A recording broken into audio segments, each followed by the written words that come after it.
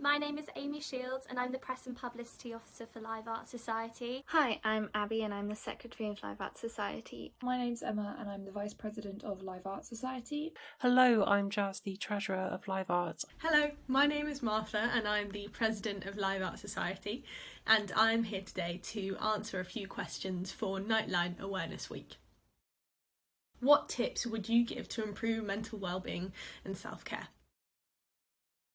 Find a hobby, find something that you absolutely love doing that is outside of all sort of work or study or any sort of pressure on yourself. I think finding something that you love to do and love to spend time on, that you want to do every single week or month, is so important, because in doing that thing you're able to take time for yourself and take a break from the pressures of everyday life, and really be able to enjoy moments and enjoy the people around you, instead of only ever being in your bubble of work or study or any other pressures you have.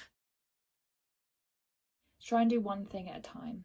We can all get so frantic about doing lots and lots and lots of things all at the same time, but that will, that gets me stressed. It'll probably get you stressed. So if you try and do only one thing at a time, you can focus on it more, you can probably get it done quicker because you're not trying to juggle things, and you'll probably get it done to a better standard as well, and it won't stress you out. Win-win for everyone.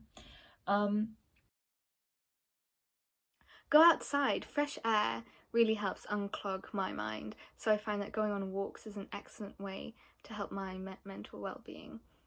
And it's also good to take that time to step away from any of the work that you're doing, any of the stresses that you find, and get away and ignore everything for a bit while you just walk through nature for a bit. Nature and walking and getting some fresh air, it's crazy what that can do to your mood. It's such a booster to just get your body moving. Walks are incredible for what they can do for your brain, especially in today's times when we are locked away. It's very important to actually get out of the house every now and again. Go outside or get some fresh air. Now we only have one walk a day because we're going into another lockdown, so it's very important to make the most of that. Put on, a podcast or your favourite music, or just listen to the sounds of the world as you take a bit of a walk or a run or something. Make sure you get active and moving. If you prefer to do like gym stuff or stuff that you can do in your room, open a window. Fresh air is really good as well for keeping yourself calm and not getting stressed. So that's another tip. Find time at the end of the day for relaxation. I find that having an activity that you really enjoy doing and that will help you decompress at the end of the day is really useful in helping sort out all my mental health and figuring out what happened during the day. I like to read a book for half an hour, or do some journaling, or call my family. Find those moments for self-care, because I find that's really important. Find a space to have a mental decompress. So some people find that in meditation or mindfulness, or just going for a walk and losing yourself in thought.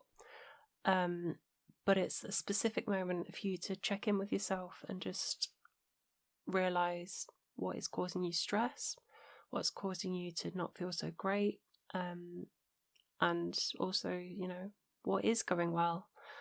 And really just take the time to sort of think about things and understand, where you are at the minute, which I think is crucial. What time you need for yourself. So I'm so bad at this, but I have a planner where I mark out what I'm going to do when, and I always forget to put down self-care on that. You have to, even if it's just a to-do list, just put a little note in to be like, oh, I'm going to do this just for me, because otherwise you can get so hung up about doing work and you'll forget to take time for yourself. So make sure that you, put it down, write it out, make sure that you do it. so that you actually remember to do it. Learn to manage your time. Again, I'm someone who tries their best, but isn't always very successful with that. So a big stress causer is when you feel like you've got so much to do. So if you manage that time out and say, I've set aside this amount of time for this essay or this reading, then planning that time out will sort of lessen that stress that you're feeling, especially as exam season approaches. Journaling and meditation are big parts of my self-care. I love journaling because it means I can track how I'm doing, and you can set yourself small, achievable goals throughout the month or throughout the week or however long you want to journal for. Goals like waking up in the morning before 11 a.m. or having breakfast or drinking a glass of water a day is really good, and it means it can motivate you to carry on. Meditation is also really good because it gives you that chance of the day to just relax and let yourself breathe and to ground yourself. Routine, especially as time means nothing now, having some sort of routine to keep you on track and to keep you balanced is very important. So if you're not like a list person, if you're more of a picture person with how you manage your time, have something that you do every day, like, at 9 I'm gonna make a cup of coffee and I'm gonna plan my day, or at 8 Bake Off's on and I'm gonna go watch that with my house. Something that you can help keep yourself in a rhythm and keep things structured, because then you'll feel less stressed about when things are happening and what's going on and all that kind of stuff. And it really helps to keep you kind of grounded and calm in these difficult times. Sleep, knowing how much sleep is beneficial for you. Some people can survive off 6 hours, but surviving isn't necessarily the same as thriving, to throw that phrase in there. Sleep is amazing for you, and it will make you feel so much better in the long run if you are getting regular amounts of sleep and going to bed at a semi-regular time. So setting a bedtime, in other words, but it really will benefit you to get a regular amount of sleep and going to bed at a similar time each night. Sleep well. Sleep is so good for you. It feels good. It, helps de-stress. It helps clean out your brain, pretty much. So if you can get a good night's sleep, find however many hours works for you. It might be 8, 7, might be more, might be less.